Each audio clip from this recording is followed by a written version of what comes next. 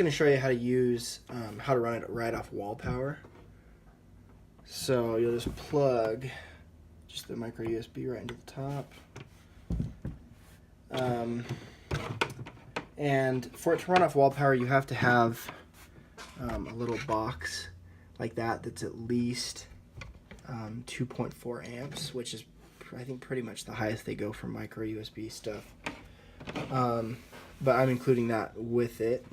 And so let's see. I also have this long 10-foot micro USB cable. It's a really nice Anchor one. And then, so then once you plug that out, get that all plugged in, on the bottom, there's this switch, and you'll just flip it.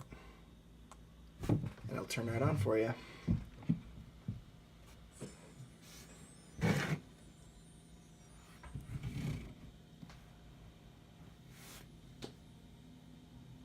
And then we'll just go back into Wii Sports. Let that load up. Do a little demo on the Wii games.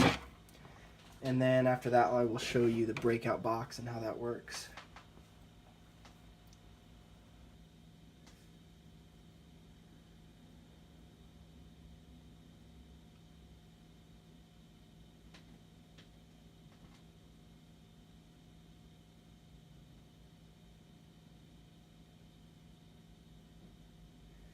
And the cool thing about this tripod is you can just bend it around the way you want to, and you can connect it onto pretty much anything, like the back of a chair or just whatever. I don't know why you would want to, but you can do whatever you want with it.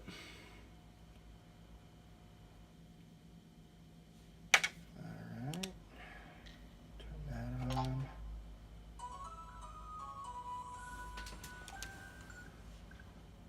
Okay, you can see you can't get like, you know, right up close to it. You have to be at least like a foot away. About a foot and a half probably.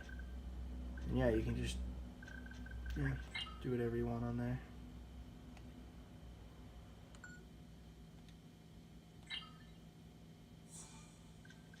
Yeah, you don't have any of these. I'll just show that the Bluetooth works. Go to one player. Sometimes it's, oh, there we go. Sometimes and I think it's my control probably, but sometimes it's still fidgety, but I think my battery might be going dead on the Wiimote.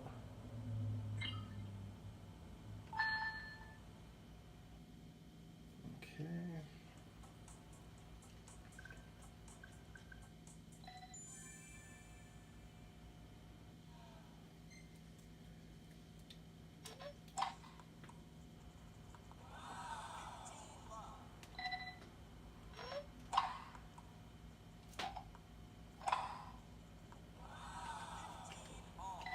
Yeah, I suck at this game.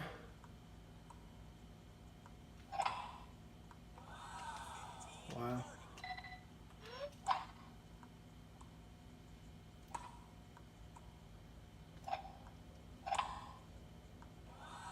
Well, as you can see, I'm not great at this game, but get the point on that. It works. Wiimote works great. And then, so that's it for that. And then, so I actually just did something you don't want to do.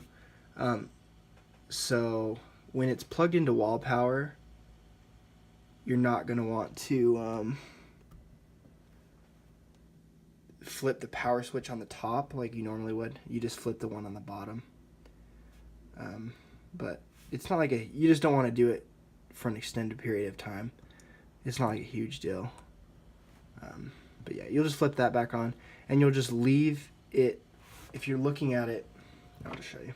When you're looking at it from this way, it's in the, oh, you can't really see. So when the switch is in the right position when you're looking at it, it's in the off wall power mode, and then when it's in the left position, it's in the charge mode. And so how I always remember it is the USB drive is on the side that you would turn it to run off wall power, and then the like the battery indicator lights are on the left side, and I just remember it that way. That's when it's in the left position, it's charging, and that's the battery indicators. I don't know if that will help, but I'll do some other documentation on it.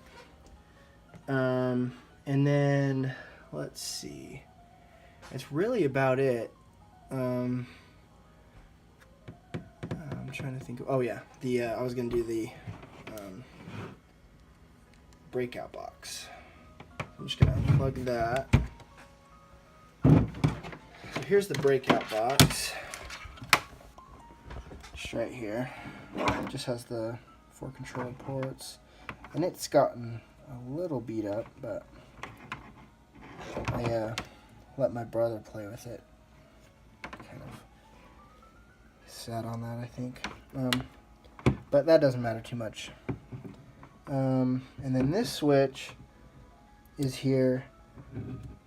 It's for rumble, but I wouldn't suggest using it. The rumble just doesn't work very well. It just has 500 volts go through this cord, and for some reason it messes up the data lines, and so it makes the controllers get all wonky when you're playing, when you have the rumble on. So I would just leave that off. That's what I do. And okay, so you'll just let me set this back here.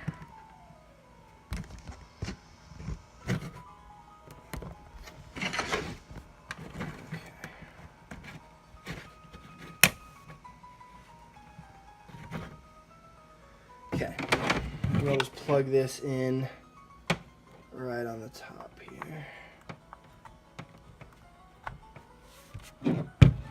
Plug that in. We'll just, and here's one into the emulators. We'll go into GameCube games. We'll just do, you can just do Super Smash Brothers again. And then I've kind of torn apart all of my nice GameCube controllers. I just have this stupid GameStop one, but it works. So I'll show you with that.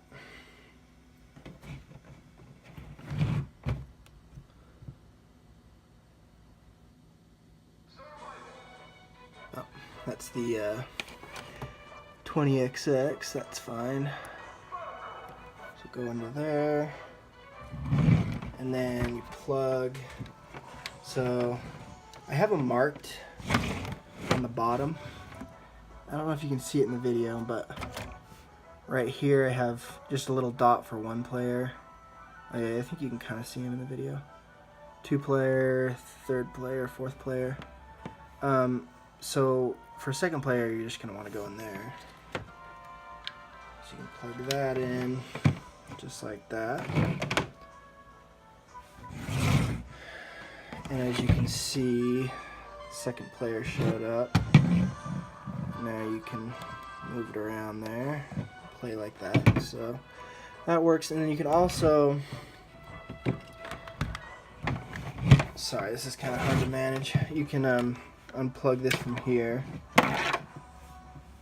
and plug it into 1st player if you want to play with an actual GameCube controller. And then you just flip this switch.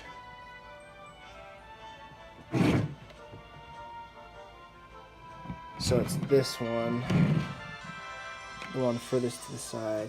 Remember, this one's for component, this one is just for the GameCube controller. So you flip that, turns it off, and then as you can see, this doesn't work anymore, but the external controller works. So if you don't want to play on the actual unit with an actual controller, you can do that. Or you can just flip that off, plug 4 controllers into this, and have 4-player Smash. Yeah, so unplug this, flip that back on. Now that's back on. Yeah, that's pretty much it though. Oh, I did it again. There you go. So yeah, like I said, you want to flip that, And I'll get this all charged up, so it's charged up for you. And let's see, what else? I really think that's it. It's a really, really fun unit and super fun to play.